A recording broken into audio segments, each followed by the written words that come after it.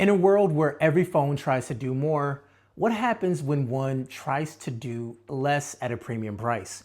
The Galaxy S25 Edge is exactly that. And the reason this video has taken so long for me to make it is that I really have a hard time figuring out who this phone is for.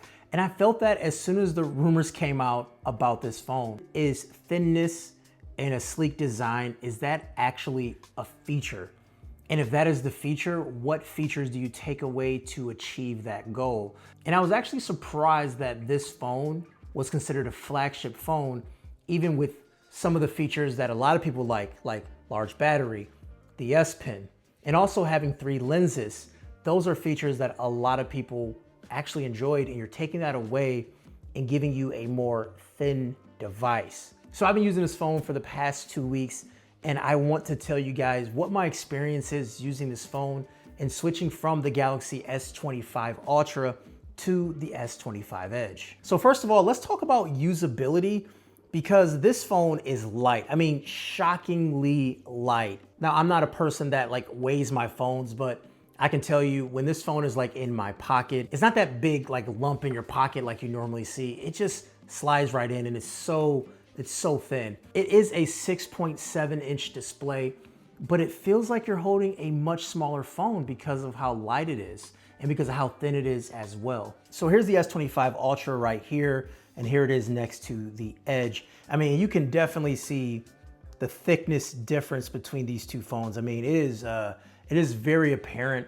And even when we talk about weight, I mean, it is an extreme difference when we are weighing these phones too.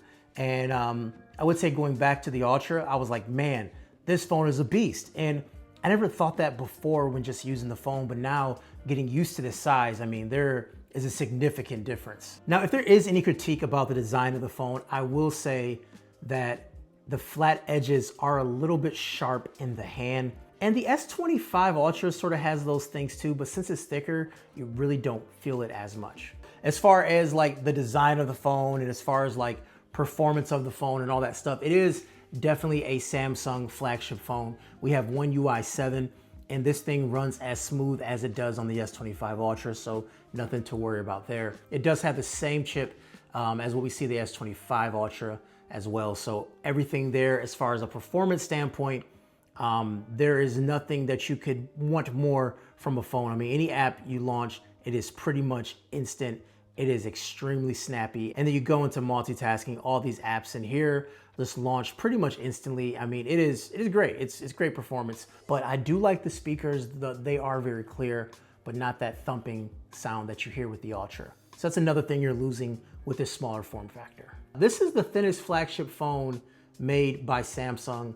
It's 5.8 millimeters thick, but you still have these same premium materials. It's a titanium frame. You have that Gorilla Glass ceramic too. So nothing about the phone feels cheap. It does have this minimalistic dual camera setup instead of that triple camera setup with all the sensors that you see with the S25 Ultra. And this little setup looks clean. It makes the whole phone look very aesthetically pleasing, if you will. Oh yeah, I should have mentioned this earlier. This phone does come in just 3 colors. We have a jet black, icy blue, and then titanium silver. And they all have this matte finish as well, which is just a very clean, subtle design. But here's the kicker that I have noticed is that since it is thinner, the thermal throttling kicks in sooner. So if you are playing a game that is a longer game, like a PUBG game where you can play for 10, 15 minutes, it does get warmer and the phone does start to slow down sooner than it does on the S25 Ultra. But I would say for daily usage, social media, light gaming, anything that you would do on a phone normally, not quite gaming per se,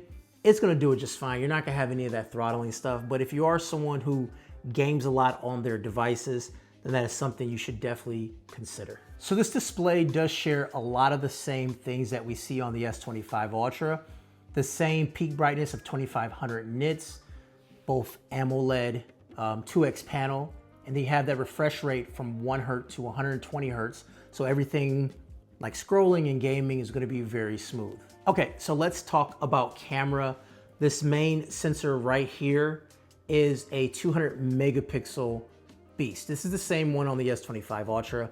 And looking at these camera samples, you're gonna see the same stuff, right? You got sharp, vibrant shots, especially in good lighting here. And then you also have this great dynamic range. I mean, the AI that's used in the camera really punches up everything to make it look like a very flattering photo and a photo that looks great for social media.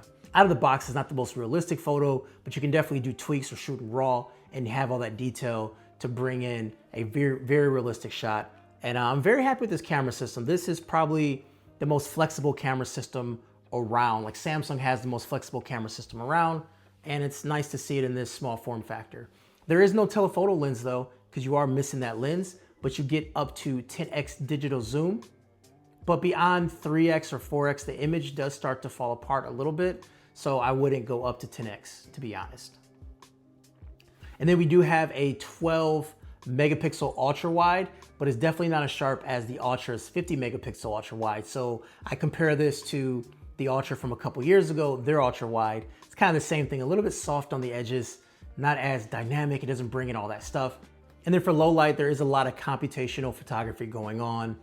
And you actually have a pretty good low light setup on this camera, which low light does come in surprisingly well too. And I was actually very surprised about that. That's one thing I thought it would struggle, and it definitely didn't struggle there either. I mean, overall, it is a solid camera setup, only to be trumped by the Ultra in my opinion. And I think it's better than the regular S25 too. So it does have a premium camera setup. You're just not getting those crazy zoom levels that you get with the Ultra. So I will say battery life is going to be the trade-off. The battery is just 39 milliamp hour battery, which is much smaller than the Plus and the Ultra.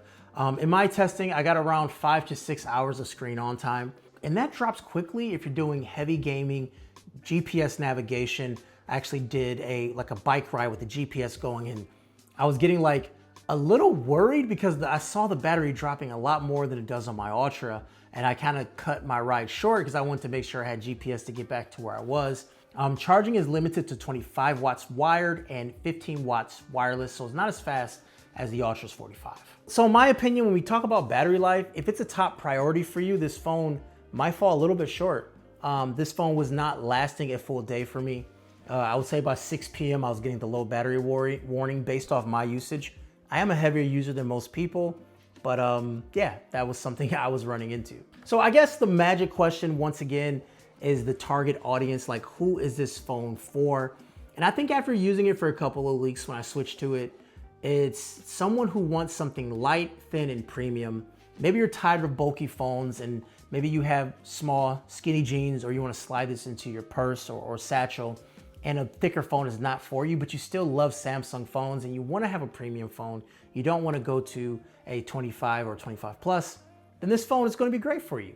But I think this phone is definitely for the non-power users because those folks may not need zoom lenses or all-day battery. But at the end of the day, I really think Samsung was looking to build a sleek, a stylish phone that is clearly designed for people who prioritize form over function.